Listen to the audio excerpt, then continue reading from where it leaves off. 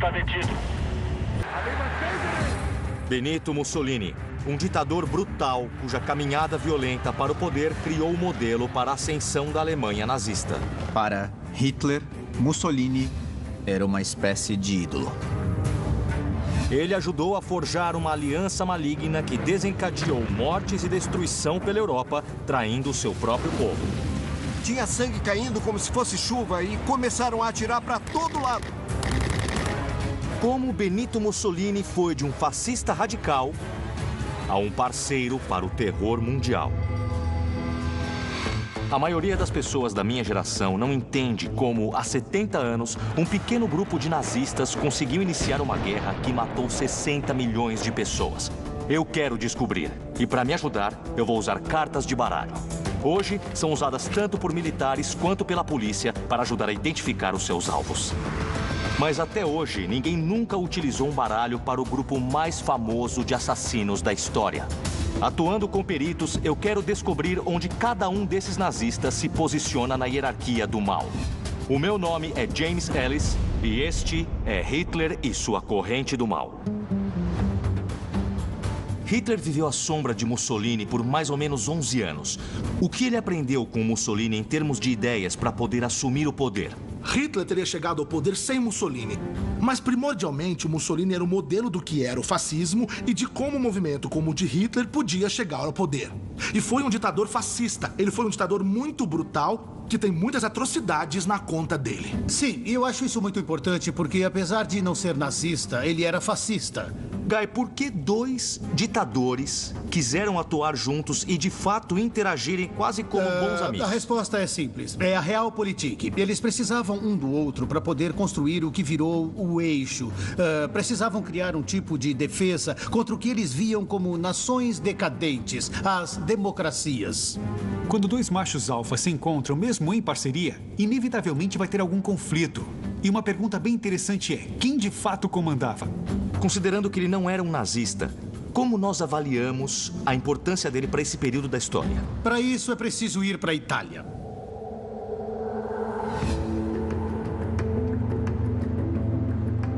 Eu vou começar a minha jornada em Predappio, o vilarejo no centro da Itália no qual Benito Mussolini nasceu. Esta é a casa de infância de Mussolini. Desde sua morte, há mais de 70 anos, esta construção se tornou um tipo de monumento ao seu legado.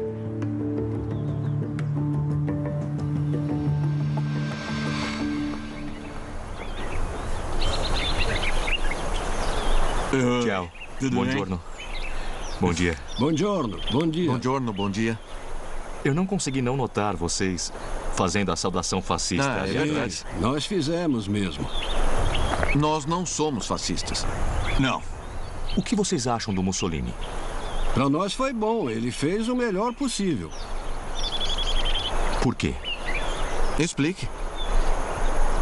Por quê? Por quê? Por que você não gosta dele? Diga-me você o porquê. Explica primeiro por que você não gosta do Mussolini. Por quê?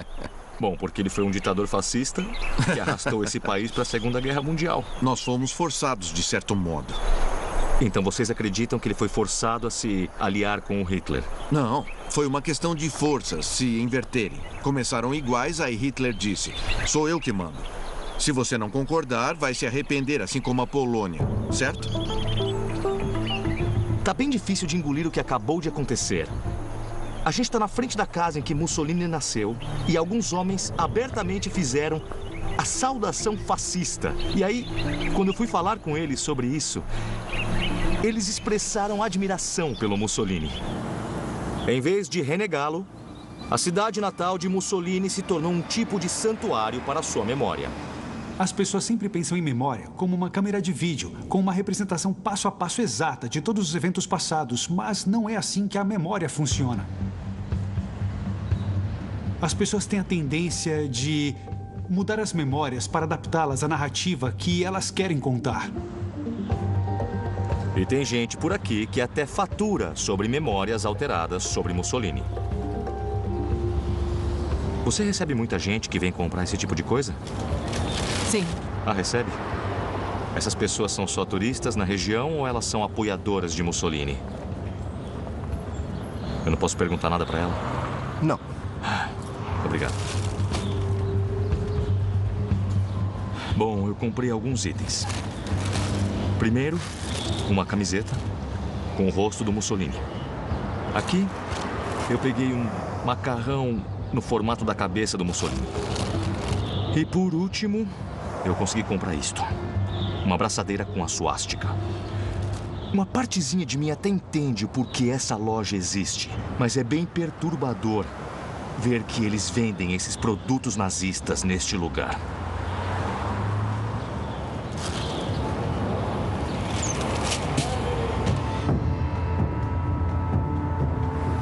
É uma situação complexa. Para entender como chegamos aqui, é preciso voltar à Itália do fim da Primeira Guerra Mundial. A Itália saiu da guerra vitoriosa, mas o Tratado de Versalhes não deu ao país os territórios que achava que merecia, deixando muitos italianos se sentindo traídos e irritados. Além dessa amargura, a economia italiana estava indo mal. O desemprego era alto e as greves constantes. Entra em cena Benito Mussolini. Veterano de guerra, Mussolini começou a atrair seguidores com sua crença de que a força bruta era o único caminho para recuperar a glória que a Itália merecia. Mussolini via a democracia liberal como degenerada, condenada a falhar e que precisava ser substituída por uma ideologia baseada em qual um líder forte poderia assumir e levar o país para o rumo para o qual ele gostaria. Em março de 1919, Mussolini formou o Fasci Italiani di Combattimento, um grupo paramilitar que abraçava a ideologia fascista. Um fascista é alguém que acredita na supremacia do Estado, que acredita que o nacionalismo é bem mais importante do que os direitos do indivíduo. O novo grupo de Mussolini atraiu muitos veteranos de guerra desempregados. Ele os organizou em esquadrões armados chamados de Camisas Negras e os soltou por Roma. Bom, os camisas negras praticavam violência nas ruas e atacavam propriedades e jornais dos socialistas e de outros oponentes políticos. Os camisas negras de Mussolini logo cresceram para mais de 150 mil pessoas. Em 1921, o rei italiano Vittor Emanuele III dissolveu o parlamento em meio a crescente violência e caos. Como parte dos blocos antissocialistas nacionais, a Aliança de Combate de Mussolini ganhou 35 assentos nas eleições seguintes, abrindo caminho para mudanças na liderança. Em 1922, Mussolini liderou uma famosa marcha por Roma, em uma tentativa de realmente tomar o poder. Esqueça fazer isso democraticamente. Vamos marchar por Roma e resolver a questão. Quando os fascistas marcharam por Roma, o rei da Itália, em uma tentativa de manter a ordem e evitar declarar a lei marcial, acabou dissolvendo o governo e pediu que Mussolini formasse um novo governo, o que acabou permitindo que o próprio Mussolini tomasse o poder. Bom, tinha alguém observando e vendo aquilo como um tipo de modelo para ele próprio tomar o poder. E esse, claro, era Adolf Hitler. A ideia de que Mussolini tinha criado uma nova Roma, que tinha feito algo novo, de uma ordem democrática que Hitler também via como degenerada e decadente, impressionou demais Hitler. Aveva Cesare, il Figlio ed Augusto. Quando Hitler visitou Roma, em maio de 1938, Mussolini o recebeu com um enorme espetáculo. Christian, você está me levando para a estação de trem Roma-Ostiense? A estação de trem Roma-Ostiense é um monumento bem importante na história do relacionamento entre Mussolini e Hitler. Entendi. O historiador e autor Christian Goesch é perito na aliança entre Mussolini e Hitler. É um monumento enorme. Nossa, é mesmo. Olha só para isso. O prédio foi construído para a chegada de Hitler em maio de 1938, quando ocorreu sua única visita de Estado à Itália. A ideia era demonstrar a força e o poder da Itália fascista aos nazistas. O fascismo da Itália seria o aliado mais forte de Hitler e dos nazistas. Vamos entrar para dar uma olhada melhor? Olha só isso. Pois é. Esse mosaico é uma referência muito forte ao Império Romano. Esse foi um tema presente na visita de Hitler em maio de 1938 e deixou uma impressão profunda em Hitler e nos nazistas. A ideia de a Itália fascista ser tão forte quanto a Roma Antiga fez Hitler e os nazistas acreditarem que a Itália fascista podia ser e deveria ser aliada da Alemanha. Era uma aliança que fazia muito sentido quando olhamos as metas de Hitler e Mussolini como líderes e os objetivos do fascismo e do nazismo como movimentos. Mussolini precisava de Hitler, já que a Itália fascista estava ficando meio isolada internacionalmente. Para Hitler, não sobravam muitas opções entre as potências europeias para uma aliança militar. Vamos dar uma olhada aqui.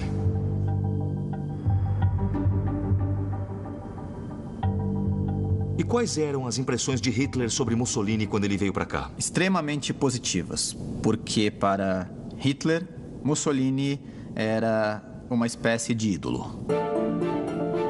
Hitler acreditava que Mussolini, como o primeiro ditador fascista da Europa, era alguém que tinha chegado ao poder com uma estratégia de duas frentes. Primeira, usar violência política contra oponentes políticos, agredindo, matando, assassinando e torturando oponentes políticos. A segunda parte da estratégia fascista de poder era tentar jogar conforme as regras da política parlamentar. Então quer dizer que Mussolini tinha criado um manual de como chegar ao poder, que usava a violência política quando era necessário, mas eles também jogavam conforme as regras. Então foi esse modelo fascista para chegar ao poder que inspirou bastante a ascensão nazista ao poder, que facilitou a chegada nazista ao poder. A aliança entre Mussolini e Hitler traria consequências devastadoras para todo mundo e mudaria as feições da Itália para sempre. Aqui você vê 9 colunas, porque 9 é o número de letras do sobrenome Mussolini. Nossa, ainda dá para ver o nome dele.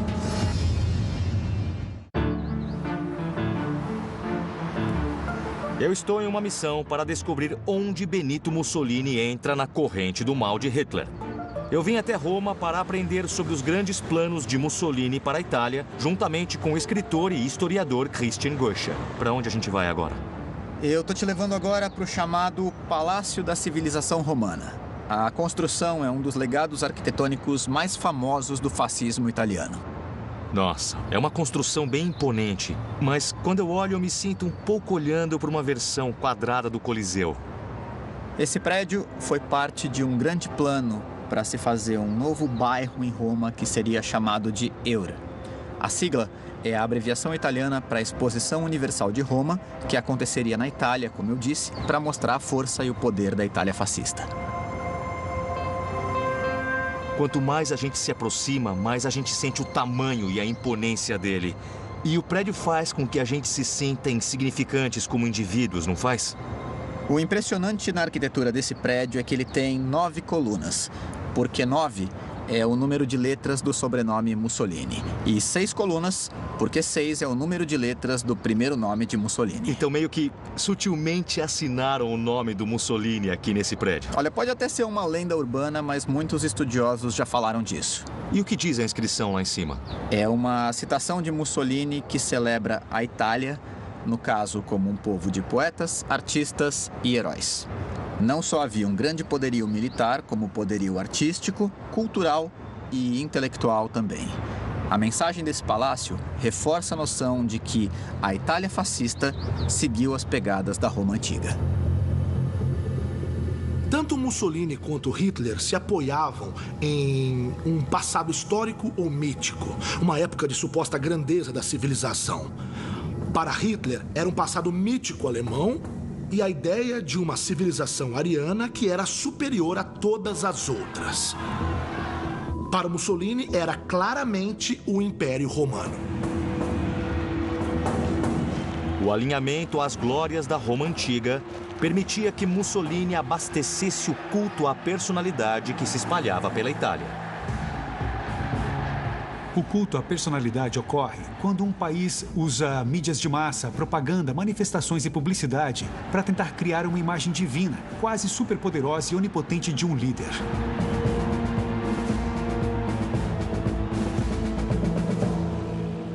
Eu quero saber mais sobre a obsessão de Mussolini pela Roma Antiga. Para onde está me levando? Nós estamos indo para o que conhecemos hoje como o Estádio Olímpico. E a melhor pessoa para perguntar é o historiador Richard Bowen. Para ver um complexo que foi construído nos anos 1930. Tem um obelisco aqui. Nossa, e o nome dele ainda está aí. Sim. Eu acho muito estranho o nome dele estar tão explicitamente à mostra bem nesse obelisco na frente de um prédio em Roma hoje em dia. Sim, é mesmo meio estranho, mas é assim que funciona, sabe? E isso é parte da história da cidade, certo ou errado, mas continua à mostra até hoje. O que exatamente é esse local e o que o Mussolini queria que fosse quando construíram? Este é um local que foi tomado por Mussolini e transformado em uma enorme área esportiva, para demonstrar a importância do regime e também, de uma forma ou de outra, os novos planos de arquitetura que Mussolini tinha para Roma. Fazer avenidas bem grandes e criar novos projetos de arquitetura que, de alguma maneira, evocavam o passado da Roma antiga, mas que, ao mesmo tempo, tinham uma aparência moderna também. Eu notei que tem alguns símbolos fascistas ao redor. Tem muitos símbolos fascistas aqui. Tem um M de Mussolini intercalado com sinais fascistas aqui. E ali também tem um mapa de Roma, para trazerem partes da Roma antiga, a qual a Itália moderna estaria evocando. Dá para ver a águia fascista ali. Então muitos dos símbolos fascistas foram resgatados para cá da época da Roma antiga. Até o próprio brasão fascista é algo vindo do período da Roma antiga. Sim. É literalmente uma junção trazendo a ideia de que o fascismo seria um grupo de pessoas unificado e trabalhando em conjunto.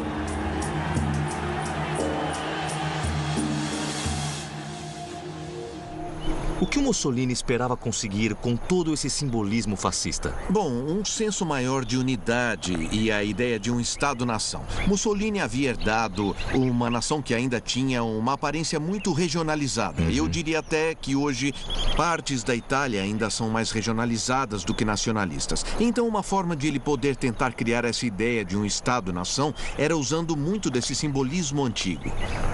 Então ele usava esse passado da Itália para tentar unificar forças. Exatamente, isso.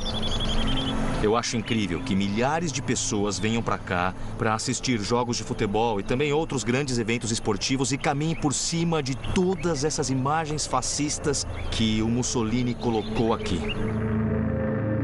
Os planos de Mussolini para criar um novo Império Romano eram extremamente ambiciosos. Mas logo ele levaria o país para o caos.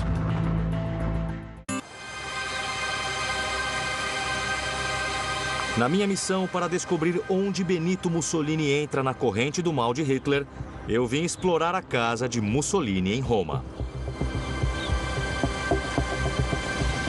Estamos saindo do térreo e indo para debaixo da casa? Isso, a gente está indo pro porão da casa. E esse abrigo foi construído para o próprio Mussolini. Francesca Paino é uma guia da organização Roma Subterrânea. Esse aqui era um abrigo antiaéreo, que foi preparado em 1941. Caramba! Este cômodo fica bem abaixo da sala de dança da casa principal. E por que ele mandou construir esse abrigo? Porque o Mussolini e a família dele moravam aqui na Vila Torlonia, lá na residência principal chamada Casino Nobile. Este abrigo subterrâneo foi projetado para permitir que Mussolini continuasse governando de Roma após a guerra explodir na Europa. Em setembro de 1939, a invasão de Hitler à Polônia deu início à Segunda Guerra Mundial. Poucos meses antes, Hitler e Mussolini haviam assinado o Pacto de Aço, um acordo mútuo para apoiarem um ao outro em tempos de conflito. A guerra tinha começado, mas quem iria participar? De acordo com o Pacto de Aço, Mussolini. E o que ele fez? Nada. Hitler ficou furioso, mas Mussolini tinha seus motivos. Foi porque o exército dele estava totalmente desfalcado. Eles não tinham armas e nem equipamentos suficientes. Ele via de forma realista e também inteligente que, caso ele declarasse guerra, não teria muito o que fazer. Porém, com menos de um ano de guerra, os exércitos de Hitler estavam varrendo a Europa e Mussolini reconsiderou sua decisão de se abster.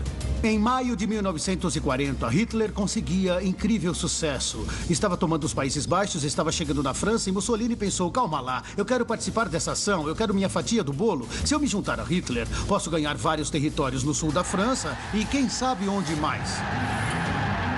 L'ora delle decisioni irrevocabili.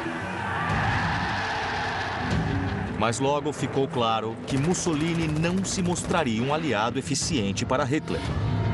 Forças italianas fracassaram enormemente no norte e leste da África e na Grécia.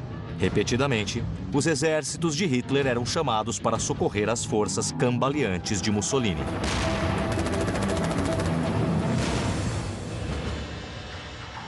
O que mais tem nesse abrigo? Por exemplo, me fala das características ou com que está equipado. Primeiramente, portas antigases. Aqui tem uma porta antigases. E normalmente usavam em duplas, então tem outra porta antigases lá do outro lado. Sendo que essas portas abriam para os dois lados. Essa era a melhor maneira de evitar que os gases entrassem no local. E a segunda questão é o sistema de filtragem de ar. Tá. Porque gases eram o que havia de pior, considerando os ataques. Eu tô vendo que tem uma escrivaninha aqui. Está aqui porque provavelmente o Mussolini trabalhava enquanto ficava aqui neste abrigo antiaéreo. Ah, então era para ele continuar trabalhando. Se ele estivesse fazendo alguma coisa lá na residência, ele podia trazer para cá e continuar. E ele chegou a usar este abrigo em particular?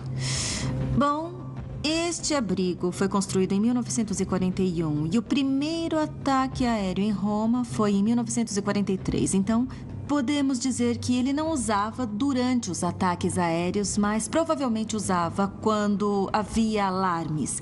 Aqueles que não terminavam com ataques aéreos sobre a cidade de Roma. Ah, então quando os alarmes soavam, ele devia descer lá do andar principal. Exatamente. E se abrigar aqui, antevendo o caso de aviões aliados aparecerem sobre Roma e começarem a soltar bombas. Tem algum significado para o horário marcado neste relógio?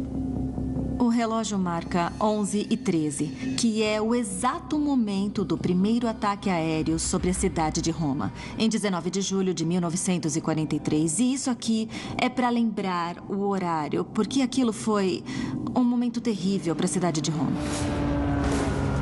Quanto mais bombas dos aliados caíam sobre a capital, mais Mussolini se esforçava para manter o poder. Estava bem mais difícil para Mussolini controlar o país, o território dele, do que para o Hitler. E qual era a razão? Ocorre que a Itália sempre tinha sido um país muito bem dividido.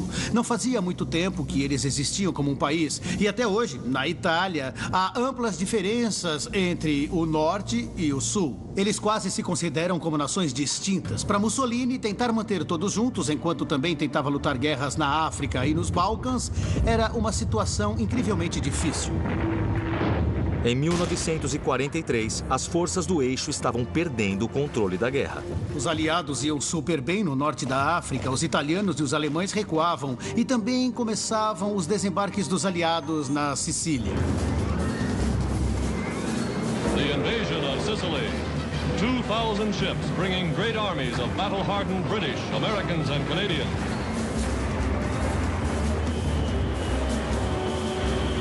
De repente, os aliados estavam no solo italiano do eixo. Foi um grande momento na guerra.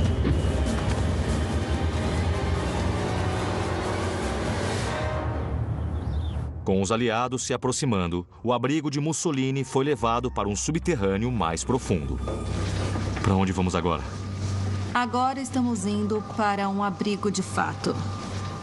É um túnel que foi construído em 1942. Realmente é bem mais profundo. Isso. Nós estamos a cerca de 6 metros abaixo do térreo da residência. 6 metros abaixo? É isso mesmo. Este abrigo foi feito a partir deste túnel. Então, dá pra ver que tem umas coisas faltando. As portas, elas não existem. Não existe sistema de filtração de ar neste abrigo. E estes cômodos aqui, nos dois lados, nós não sabemos para que foram usados, porque este abrigo está inacabado. Nunca foi finalizado. O abrigo antibombas de Mussolini nunca foi terminado, porque em julho de 1943, o povo italiano enxergou o único caminho para tirar a Itália da guerra e evitar o agravamento da crise. Em 1943, Mussolini foi retirado do poder pelo rei italiano.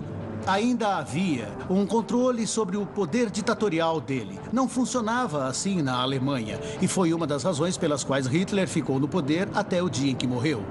Aí, Mussolini, em 1943, depois de basicamente 2 décadas no poder, ouviu do rei: "Nós nos cansamos de você, o povo se cansou de você, é hora de você partir." Novamente, Hitler precisou ir ao resgate de Mussolini. Apesar de Hitler basicamente considerar Mussolini quase que como eu diria, tolo, ele ainda nutria uma lealdade ao seu ex-companheiro fascista, entende? Mussolini foi encarcerado em um hotel sobre uma montanha e ocorreu uma missão de resgate bastante ousada, realizada pela SS, que resgatou Mussolini e o retirou da montanha em uma pequena aeronave. German pilots feed Mussolini to Hitler's secret headquarters. And a discarded Duce greets the man who gave him the kiss of death. Foi uma grande ação, para os alemães mostrarem que conseguiam resgatar Mussolini bem debaixo dos narizes italianos. Foi uma grande ação do Hitler e o mundo ficou uau. Mas no fim, isso não mudou nada. It was rumored that Mussolini was dead, but these pictures show him as still too much alive. Mussolini, então, foi colocado no norte da Itália, controlado pelos alemães. Ele tinha se tornado meio que um ditador fantoche. Era só mais um desses líderes fascistas notórios que não tinham mais nenhum poder real. O resgate salvou Mussolini, mas atirou a Itália no caos. O rei e os líderes militares fugiram para o sul. Os alemães marcharam e tomaram Roma.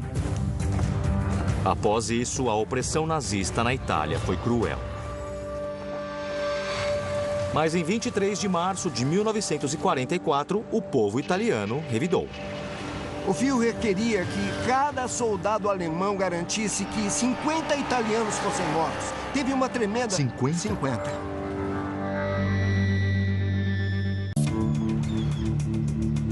A minha jornada para descobrir onde Benito Mussolini se encaixa na corrente do mal de Hitler me trouxe até essa estreita rua de Roma. Foi aqui nesta rua que... Para me encontrar com Mino Carbone, um perito na história da resistência italiana. Em setembro de 1943, os nazistas haviam iniciado uma ocupação opressiva de Roma. Foi uma ocupação nazista bem brutal. Foi muito brutal. Toque de recolher, era impossível conseguir alimento, tinha comércio ilegal. Um pedaço de manteiga custava 10 mil a mais do que o preço normal. Nossa. Então foi terrível. Foi uma situação lamentável. Os nazistas foram terríveis. Tinha muitos italianos que não se importavam de ter soldados alemães olhando para onde eles iam pelas ruas italianas em Roma. Em 23 de março de 1944, os italianos revidaram. O que aconteceu aqui? Queriam dar ao povo romano meio que um choque de realidade. Por favor, acordem, vamos ajudar os aliados. Podemos nos livrar dos nazistas. Um grupo feito de estudantes decidiu atacar um grupo que era formado por 156 soldados. Aí eles planejaram uma bomba que foi terrível. Foram cerca de 18 quilos de TNT.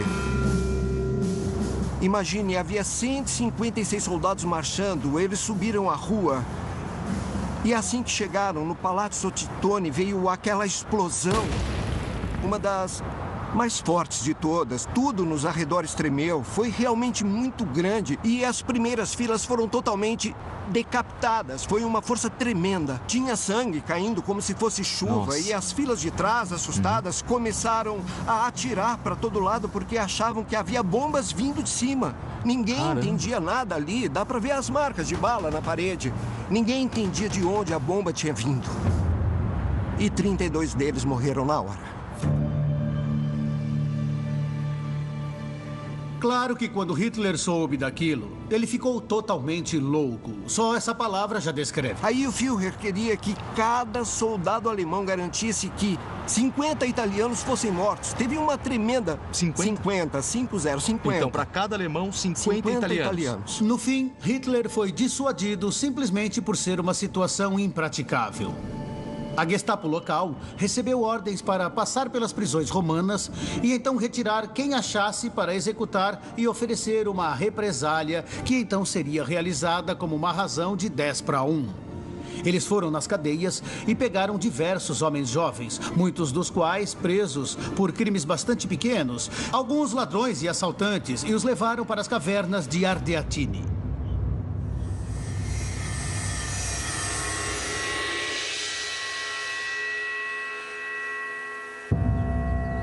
Eu vim para as cavernas de Ardeatine, nos arredores da cidade, para conhecer a sequência da história.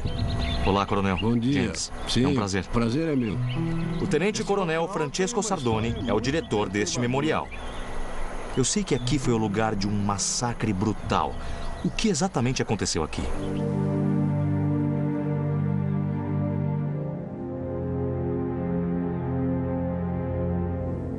As vítimas chegaram na praça em grupos de 5, junto com 5 SS ao lado. Foram trazidas para este local e forçadas a entrar na caverna. Eles foram forçados a se ajoelhar e cada alemão acertou o detento mais próximo dele com 2 tiros de pistola, um na nuca e outro no rosto, para garantir que estavam mortos. Eles foram deixados no mesmo local em que tinham sido mortos. A situação chegou ao ponto de os detentos seguintes, que foram levados para dentro, se depararem com uma pilha de cadáveres, todos amontoados um em cima do outro. E tinham que escalar essa pilha e ajoelhar sobre os corpos dos amigos. Encontrar eles mortos daquele jeito era psicologicamente devastador.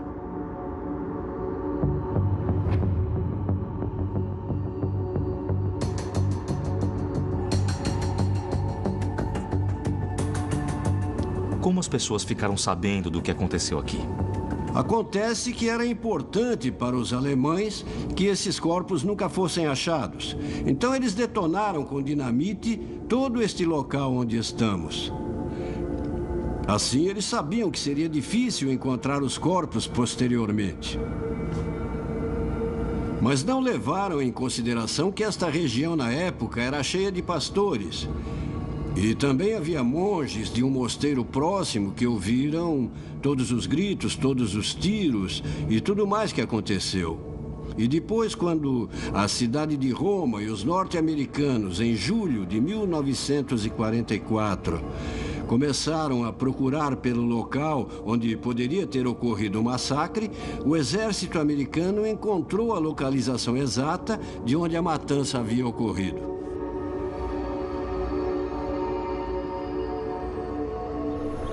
Como as pessoas reagiram? Foi uma coisa horrenda saber sobre o massacre e digerir tudo aquilo. O povo italiano desejava de maneira bem forte, especialmente as famílias das vítimas, desejavam muito que se construísse neste local um memorial em homenagem às 335 pessoas que foram assassinadas aqui. O povo de Roma vê como um símbolo da resistência naquela época, um símbolo daquele grito por liberdade.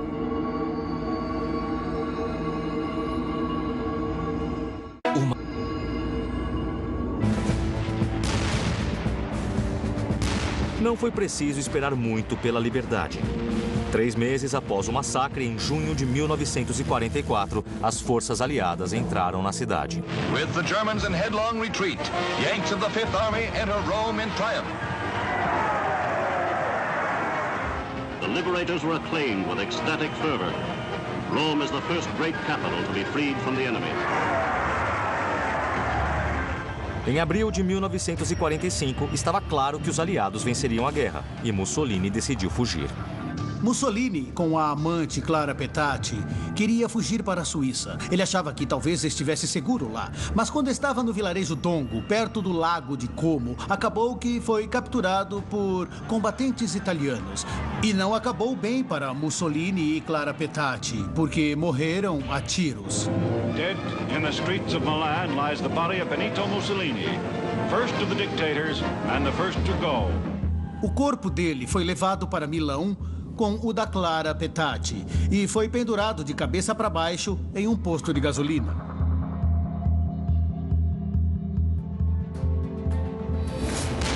2 dias após Mussolini ser morto, Hitler cometeu suicídio.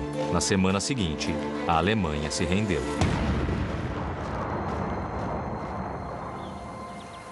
A aliança fascista entre a Alemanha e a Itália estava acabada. Mas a história de Mussolini não havia terminado.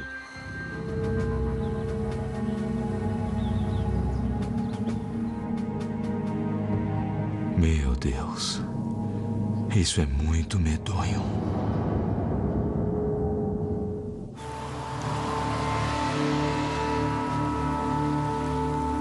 Para concluir minha jornada para entender a história de Mussolini, eu retornei a Predápio, sua cidade natal. Esta é a cripta da família Mussolini, onde Benito está enterrado. Como muitos lugares na cidade, esta cripta se tornou um local de peregrinação.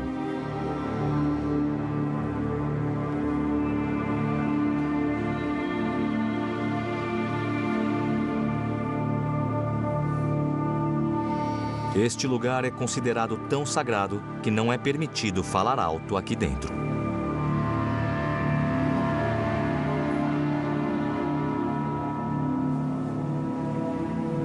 O que é bastante curioso é que Mussolini é venerado e celebrado na Itália de um modo que Hitler realmente não é na Alemanha. Por que isso? Bom, eu não creio que seja porque o legado de Mussolini tenha sido benéfico de alguma forma. Eu acho que é porque a Itália jamais teve que fazer a mesma autocrítica e nem reconhecer os excessos e a brutalidade do fascismo da mesma forma que a Alemanha.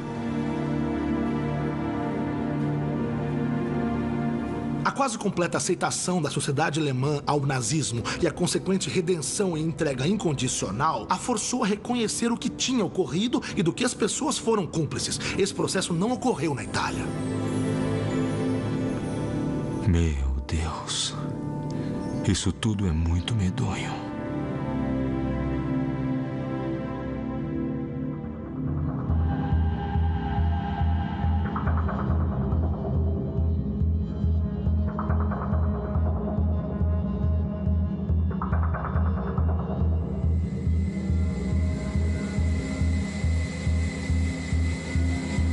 Nem todo mundo aqui é tão a favor de Mussolini.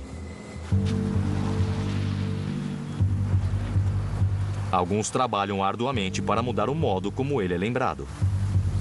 Você ganhou um prêmio pela sua atuação antifascista. Sim. Incluindo Giorgio Frassinetti, o prefeito. Esta pequena placa é bem importante porque representa a contradição que é Predápio. E esta é a casa em que Mussolini morou, o líder do fascismo. E hoje quem mora aqui é o prefeito de Predápio, que recebeu um prêmio do governo austríaco como antifascista do ano em 2016. Nós somos contra o fascismo, nós somos contra o totalitarismo e nós não queremos que se repitam. E o fato dessa mensagem partir do local onde dormia e morava o jovem Mussolini traz ainda mais significado e valor.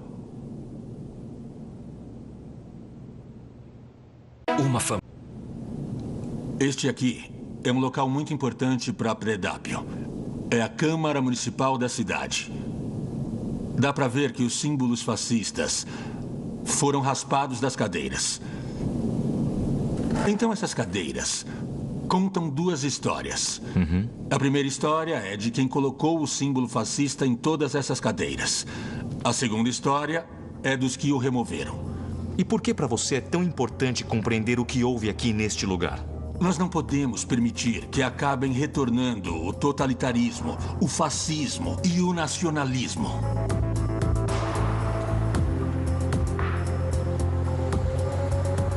A minha jornada pela Itália de fato abriu meus olhos para o legado de Mussolini. Agora está na hora de decidirmos onde ele se encaixa em Hitler e sua corrente do mal. A minha missão na Itália me trouxe uma nova visão sobre a ascensão da aliança fascista entre Mussolini e Hitler. Também revelou como Mussolini entusiasticamente se uniu a Hitler na guerra e causou destruição massiva pela Europa. Agora, usando o nosso sistema especial de baralho, eu quero saber a posição de Benito Mussolini em Hitler e sua corrente do mal. O lugar que eu visitei que causou maior impacto sobre mim foi Predápio, que é a cidade natal do Mussolini. Lá existe o que eu só consigo descrever como um comércio de turismo fascista. Anthony, por que Mussolini é reverenciado por tantos italianos ainda hoje? Parte disso tem a ver com o mito persistente do italiano fascista bom e do nazista mau. O mito de que Mussolini fez coisas boas e que as coisas ruins que ele fez foram ações forçadas por Hitler. Tem gente na Itália que ainda cita questões como Mussolini supostamente acabando com a máfia em certos territórios, ou aquela coisa de fazer os trens chegarem no horário. E é essa fumaça nostálgica que costuma mascarar a realidade da ditadura fascista cruel. Eu concordo, Anthony. Honestamente, é bem perturbador o Mussolini ainda ser venerado na Itália hoje. Acho que isso diz muito sobre a natureza fragmentada da política italiana e da sociedade italiana. E nós pensamos na Itália como um país sólido, com um formato de bota. Mas, na verdade, o Norte e o Sul são quase países totalmente distintos. E acho que o que Mussolini representa para muitos italianos é um tipo de união dessa nação perturbada. Ele governou com mão bem firme e os manteve unidos por um longo período. Além disso, é bem curioso os restos do Mussolini estarem em uma tumba em uma cripta familiar pomposa, sendo que os do Hitler foram descartados sem a menor cerimônia. Mussolini pode ter se beneficiado por estar à sombra de Hitler, entende? À sombra das atrocidades de Hitler. Comparado com as coisas terríveis que Hitler fez, Mussolini pode até parecer nem tão mal assim. E não sei, caso Hitler não existisse, se Mussolini não seria ainda mais reverenciado naquela época e ainda hoje. Ele elevou o fascismo a altos níveis na Europa por meio de um regime brutal e assassino. Considerando isso e sua aliança com Hitler, Mussolini está mais do que dentro do círculo do mal nazista. Agora o que eu quero fazer é chegar a uma conclusão sobre onde nós achamos que Mussolini entra na corrente do mal nazista.